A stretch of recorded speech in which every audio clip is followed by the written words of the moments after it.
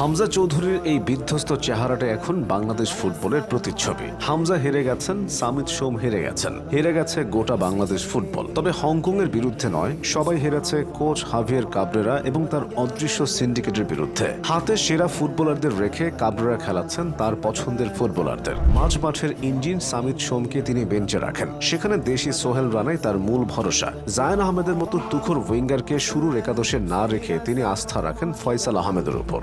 ডিফেন্সে কাবরেরার ঘনিষ্ঠ শীর্ষ সাদউদ্দিন তো প্রতিটি ম্যাচের 12টা বাজিয়ে দেওয়ার জন্য আছেনই।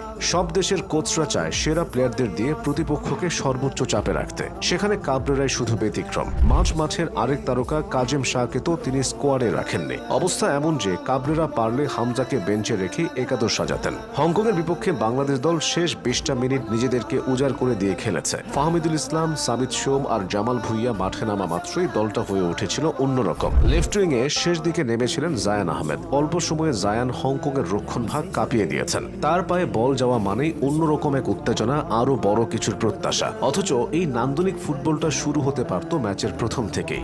দেশি ফুটবলারদের থেকে প্রবাসী ফুটবলারদের দক্ষতা বেশি, শারীরিক সক্ষমতাও বেশি, তাই 90 মিনিট তাদেরকে দিয়ে অনায়াসে খেলানো যায়। অথচ কাবরেরা তা করছেন না। শুধু ম্যাচের সময় নয়, এর আগেও কাবরেরার একাধিক সিদ্ধান্ত বাংলাদেশ দলের সিন্ডিকেটের ইঙ্গিত মিলেছে।